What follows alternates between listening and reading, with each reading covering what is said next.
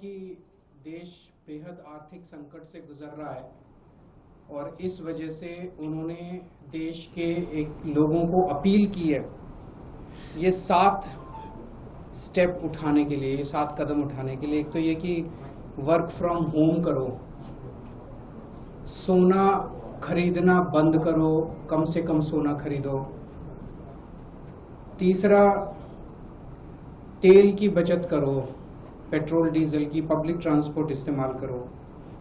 चौथा, फर्टिलाइजर्स का कम से कम इस्तेमाल करो, नेचुरल फार्मिंग करो। पांचवा, फॉरेन प्रोडक्ट्स कम से कम इस्तेमाल करो और फॉरेन एक्सचेंज बचाओ। छठा, कुकिंग ऑयल कम से कम इस्तेमाल करो। और सातवां, फॉरेन ट्रैवल बंद करो, विदेशों में जाना बंद करो। हमारे देश 1950 के बाद से अभी तक ऐसे कई समय आए जब देश अलग अलग संकटों से गुजरा। कभी अलग अलग देशों से युद्ध हुआ, चीन से, पाकिस्तान से, आर्थिक मंदी से भी गुजरा।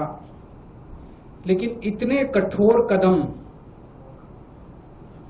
आज तक कभी किसी प्रधानमंत्री ने देशवासियों को लेने के लिए नहीं कहे।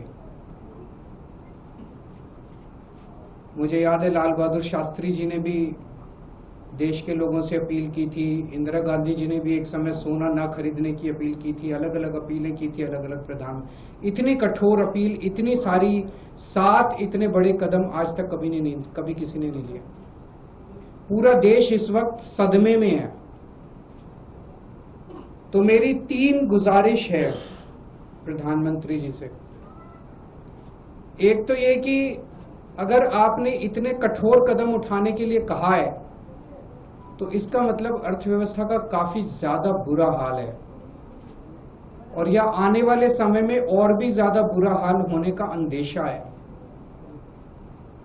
देश ये जानना चाहता है कि हम कहां खड़े हैं। आपने हमें कहा हम सब देशवासी देशभक्त हैं, कठोर से कठोर कदम भी उठाएंगे, कठोर से कठोर अपने को, अगर हमें कठिनाइयां बर्दाश्त करनी पड़ी, कुर्बानियां देनी पड़ी देश के लिए, वो भी करेंगे। लेकिन पता तो चले कि ये कदम क्यों उठाए जा रहे हैं, पता तो चले कि अर्थव्यवस्था कहां खड़ी है। केवल आदेश भर दे देने से तो काम नहीं चलेगा ना। ये देश हम सब लोगों का है, ये देश हम 140 करोड़ लोगों का है। तो प्रधानमंत्री जी से मेरा पहला निवेदन है कि वो पूरा आज हमारी क्या स्थिति है, अर्थव्यवस्था की, इकोनॉमी की क्या स्थिति है और आने वाले समय में कुछ महीनों में या 1 साल में हमारी क्या स्थिति होने का अंदेशा है, इसके ऊपर सारी जानकारी देश के लोगों के साथ साझा करे।